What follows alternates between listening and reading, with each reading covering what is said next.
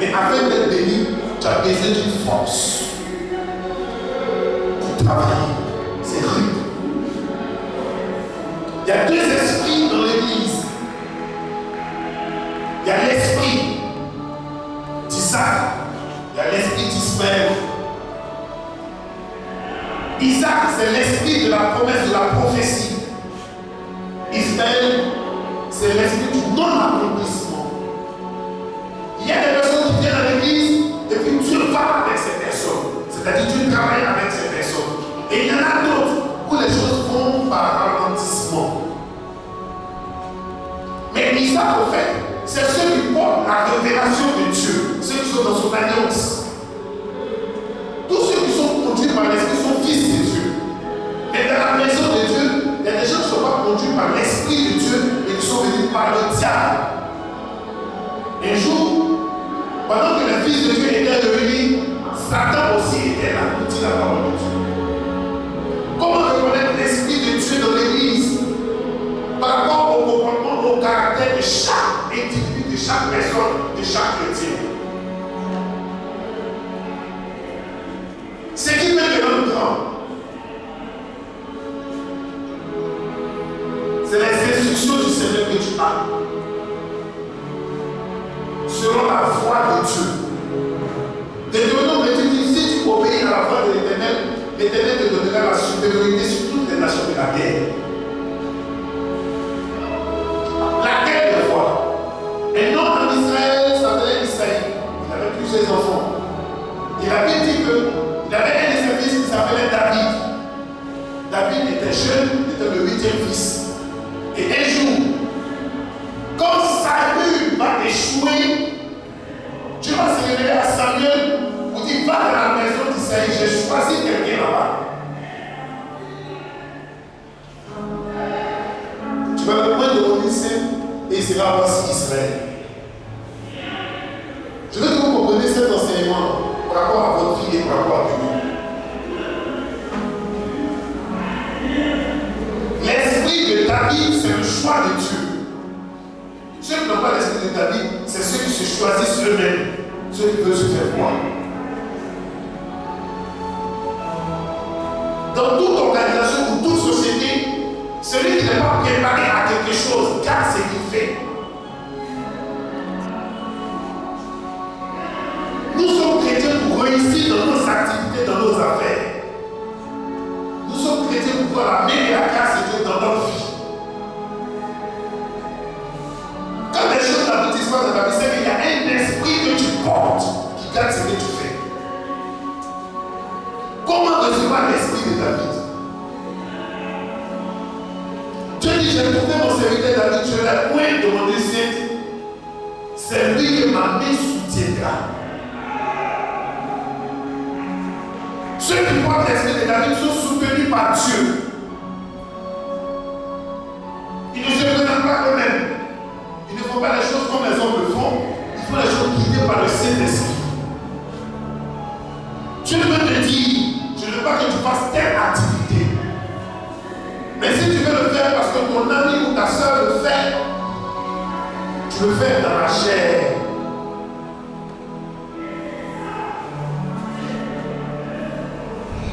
Vous êtes obligé de marcher ensemble, vous n'êtes pas obligé de faire la même chose. Celui qui t'influence doit t'influencer positivement. Chrétien, quand vous sortez de l'église, il y a une huile qui est sur votre tête. C'est-à-dire qu'il y a une identification. Dieu vous a identifié parmi beaucoup de personnes. Il dit, je l'ai choisi du milieu de ce peuple, dans ta famille. Si c'est toi aujourd'hui qui es chrétien, tu es chrétienne, c'est qu'il y a un esprit que tu portes. C'est que Dieu t'a choisi pour quelque chose. Tant que tu ne comprends pas ce pourquoi Dieu t'a choisi, tu vas faire autre chose. Et si tu ne fais pas ce qu'il te faut, ou ce que tu dois faire, tu vas travailler pour les autres. Et ça, tu es cette combinaison.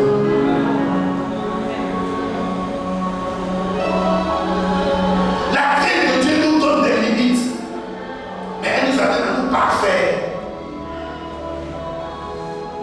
Quand tu crains Dieu, la première des choses qui s'opère dans ton cœur, c'est que tu as peur de ton pasteur d'abord. Mais quand tu permets que ton pasteur t'ait tiré, tu le vilipends. Or, il est le gardien de ton âme. Ceux qui font l'esprit de David, c'est des gens qui font des choses avec des limites, qui se disent qu'est-ce que tu m'as dit, qu'est-ce que tu m'as pensé. David est celui-là qui a réussi dans tout ce qu'il a fait, mais parce qu'il portait un esprit. La crainte de Dieu te donne des limites. Limites d'abord par rapport à celui qui t'annonce l'évangile. Et c'est les limites de ta vie qui te permettent de te parfaire. Personne n'est assez parfait. Nous tendons vers la perfection. David dit quelqu'un qui maudit son père, c'est-à-dire qui ne respecte pas son père ou sa mère, sa langue s'éteindra en plein chemin. Est-ce qu'on va revenir dans le message? C'est pas moi je parle de ça.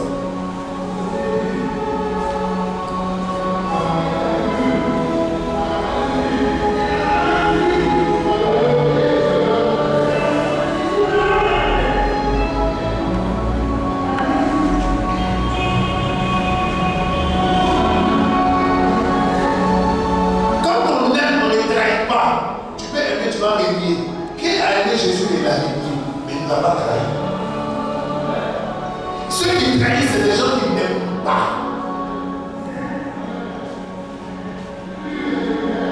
La trahison a pour monnaie la pendaison. La trahison est une pièce. Et la monnaie de la trahison, c'est la pendaison. Celui qui te trahit n'aura plus de vision. Si tu veux garder la vision de Dieu dans ta vie, ne trahis pas tes collaborateurs, ne trahis pas les personnes qui s'associent à toi. David pouvait avoir des faiblesses sur la terre, mais il n'a jamais trahi Dieu. Dans ce mois d'association, l'esprit que tu dois porter, c'est l'esprit qui est en association avec Dieu. Quand tu trahis Dieu, c'est que tu trahis ton ciel. Si tu trahis ton ciel, tu trahis ta pensée. Si tu trahis ta pensée, tu trahis ta destinée. Si ta destinée est trahie, c'est que tu n'arriveras pas.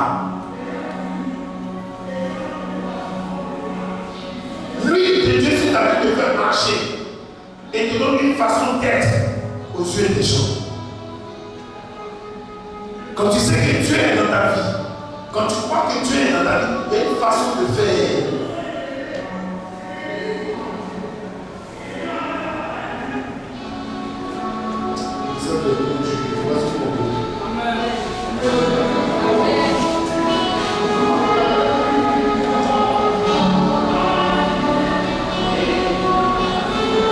Saül était béni, mais n'était pas mature. À l'église, on ne cherche pas la bénédiction, on cherche la maturité spirituelle. C'est la maturité spirituelle qui peut garder ton héritage. Les hommes nous rapprochent de Dieu. Les proverbes nous rapprochent des hommes. Les hommes sont une alliance. Les proverbes sont un point. Les hommes nous rapprochent de Dieu. Et Dieu dit, j'ai choisi dans ce peuple David. Chaque fois que tu veux te rapprocher de Dieu, c'est que Dieu t'a choisi, c'est sa vie qui t'attire. Il est important pour toi. Tu ne connais pas le reste de tes jours. Tu ne sais pas à quel moment la trompette peut sonner. Il est important pour toi de te rapprocher de Dieu, d'oublier ton plaisir, d'oublier tes désirs, d'oublier ce que tu veux, mais de chercher ce que tu veux.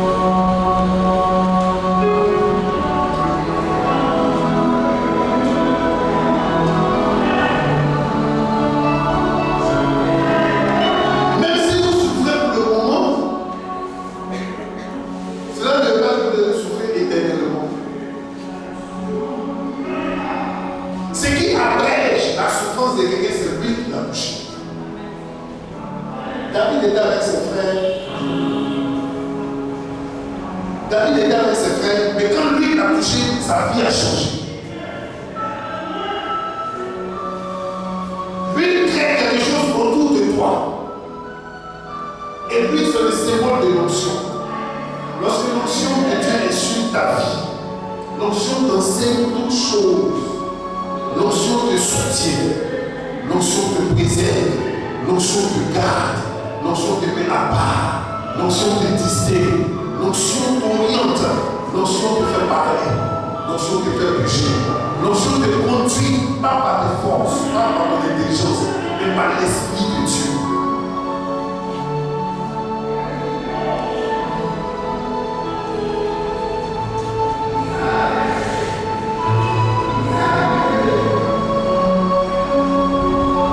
Dieu est-il juste? Non. Qu'est-ce qui fait que Dieu ne t'a pas encore choisi pour ce que tu veux?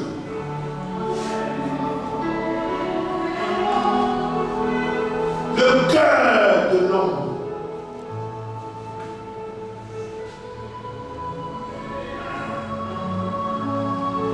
Le cœur de l'homme. Il dit David de l'homme selon mon cœur, donc c'est pour ça qu'il a choisi. Dieu va réaliser des choses dans ta vie par rapport à ton cœur. Quand tu as un cœur comparatif, Dieu n'est pas bien fait. Mais quand ton cœur est pour Dieu, tu vas faire des choses dans ta vie. À la différence, Saül a eu son cœur, il a changé, mais David, son cœur n'a pas changé. Les mauvaises choses que tu fais dans le monde, là, tu as fait 5 ans de monde, c'est vérité de faire de mauvaises choses.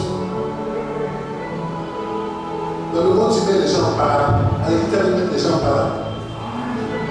Dans le monde, tu critiques. À l'église, tu vas critiquer.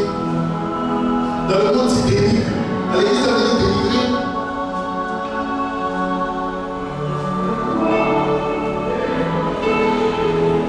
Parmi ces vrais, Dieu l'a choisi parce que son cœur aimait Dieu.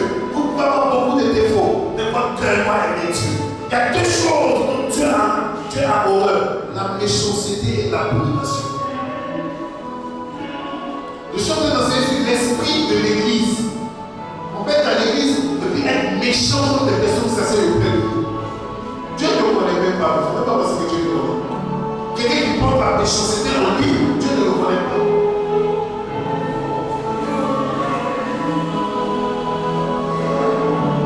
Dieu va te choisir comment? Dieu va te choisir pourquoi? Qu'est-ce que tu as fait pour que Dieu puisse te choisir? C'est ton cœur que Dieu va baiser pour te choisir. Dieu connaît ta vie dans 2 ans, dans 3 ans. Tu sais qui tu peux devenir. Mais ce que tu vas devenir dépend de ton caractère de maintenant, de ton comportement de maintenant.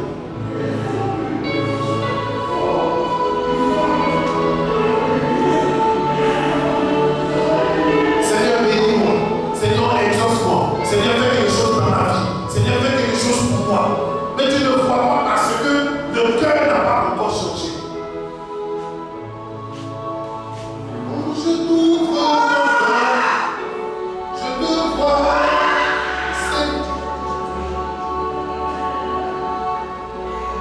quand je t'ouvre mon cœur, je t'entends me parler. Vous savez, Dieu ne va jamais faire quelque chose, une chose à laquelle vous vous attendez, c'est qu'il n'est pas Dieu. Personne ne peut organiser le programme de Dieu. Qui va donner conseil à Dieu pour faire ceci ou cela? Tu n'as pas dit à Dieu, je veux que ma main droite soit forte, je veux que mon pied gauche soit fort. Il t'a fait selon son bon vouloir. Laisse-le te diriger. Il y a des exemples, il y a des personnes dans la Bible à qui tu vas t'attacher afin de devenir la personne que Dieu voudra. Saül était un personnage, c'était un homme, David était un homme. Pourquoi c'est David que Dieu a choisi? À cause de son cœur. Et le choix de Dieu marche avec lui. Celui qui a l'esprit de David dans sa vie, la Bible dit, parmi 1000 personne ne te surprendra. Tu vis des situations dans ta vie parce que ton cœur n'a pas encore changé. La première étape de la vie chrétienne, c'est la transformation véritable. Dieu ne te bénira pas si tu ne veux pas transformer. Si Dieu t'a donné ces choses-là, tu vas comment faire quoi? Est-ce que tu ne vas pas marcher sur les gens? Dieu ne se trompe pas dans son choix. C'est-à-dire que si Dieu t'a amené ici, il ne s'est pas trompé pour t'amener ici. Il connaît ton cœur, il connaît tes décisions, il connaît tes priorités, mais il t'a amené afin d'aiguiser ton caractère. Il y a 2 choses qui déterminent le futur. Il y a l'action et la parole. La parole, c'est la prophétie.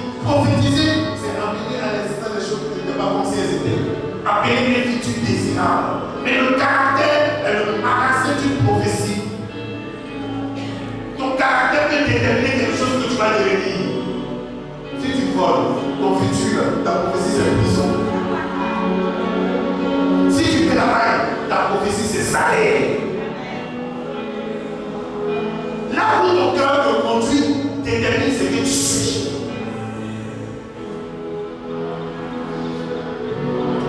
Chaque jour que vous venez à l'église, vous devez demander à Dieu de vous transformer, de vous rendre mature. Parce que dans l'église, vous pouvez vous approcher des gens après qu'ils vont vous bénir ou qu'ils vont vous trahir. C'est l'esprit de l'église. Il faut que tu sois prêt à tout combat.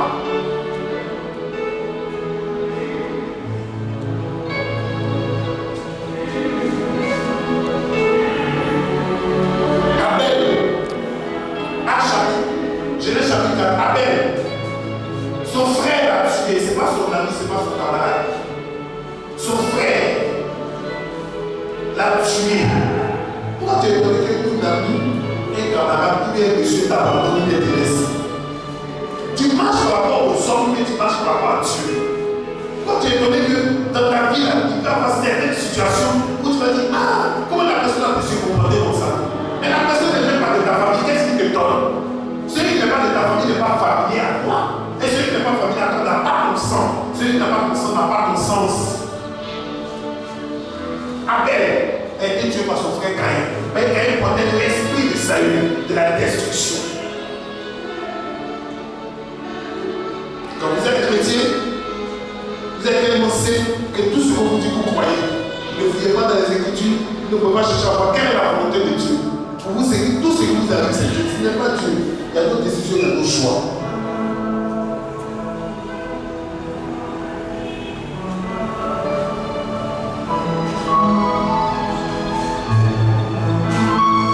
Le message du frère est Dieu.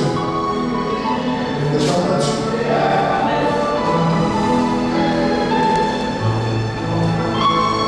Dieu va te bénir. Tu sais ce que tu fais. C'est ce que tu fais. Dieu va bénir ça. Dieu va te bénir comment? Tu n'es pas vrai avec Dieu. Tu n'es pas frère avec Dieu, tu triches, Dieu va te bénir comment? Quand ta prophétie est sortie, Dieu va bénir là, c'est les gens dont le cœur est préparé pour la bénédiction. Ce n'est pas les gens qui trichent.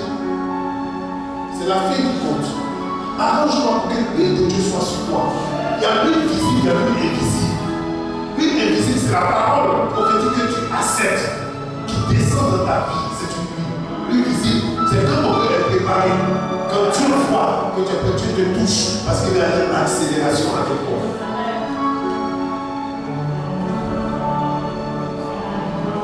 Dans cette église-là, il y a des gens, les choses vont aller très rapidement. Parce qu'ils obéissent à Dieu et ils sont soumis à leur Père spirituel. Et il y a des gens, ils vont rester les gens, d'autres seront bénis devant eux. Il faut qu'ils vous disent. Les vêtements, on dirait, Dieu ne vous aime pas. Non, changez votre cœur. Changez vos attitudes, changez vos façons de penser, changez vos façons de regarder les autres, changez votre façon d'être avec les gens. Ne soyez pas hypocrite. Et c'est pourquoi je parle de ça.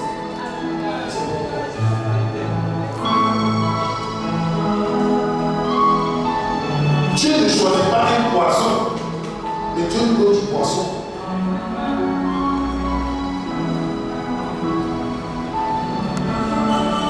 Quand Dieu le choisit, il dit, d'abord, il dit, j'ai trouvé David mon serviteur. C'est-à-dire que tout choix de Dieu doit servir Dieu. Mais comme tu ne le vois pas, tu sers Dieu au travers des noms. Parce que l'Exode dit, vous servirez l'Éternel et il bénira vos eaux et vos pays. Exode chapitre 23, verset 25. Un jour, les disciples ont discuté. Ils ont dit, qui est le plus grand Seigneur? Il dit, celui qui va être le plus grand dans le petit. C'est lui qui doit servir les autres. C'est lui qui donne l'argent. Mais si tu veux toutes ces choses-là, tu dois d'abord servir. Il y a quelque part, il y a un endroit où tu dois passer. Si tu ne sers pas quelqu'un, personne ne te servira. David est roi, mais Dieu le voit comme son serviteur. Souvent, quand tu n'as pas une position avec l'esprit de David, c'est parce que tu n'es pas encore prêt à la grandeur.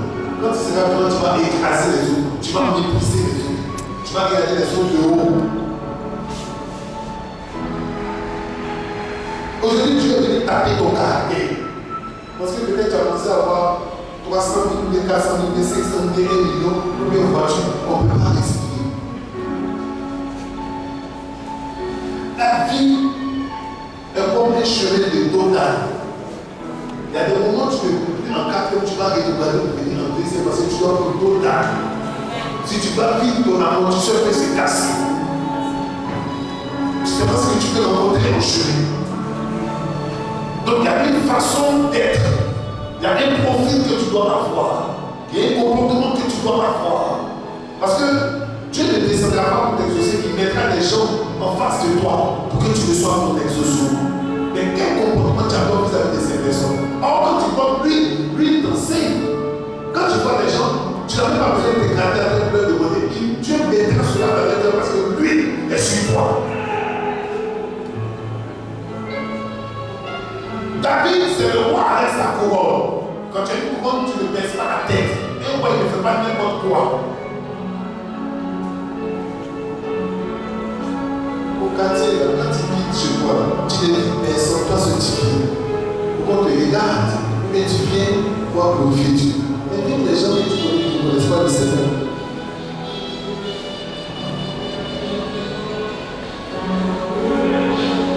C'est pas possible que quelqu'un soit dans la maison de Dieu pendant 6 mois, 1 an, et que rien ne change dans sa vie. C'est pas possible.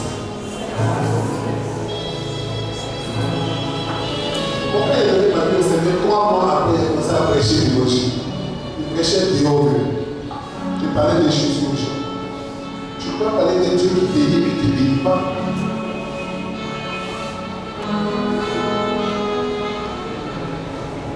Pour que Dieu te trouve, toi, il faut le chercher.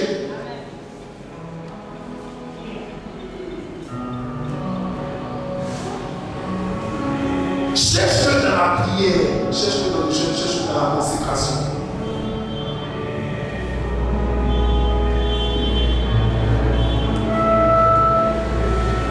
Dans ce mois d'avril, tu es en train de finir. Tu vas rencontrer l'Esprit du Seigneur.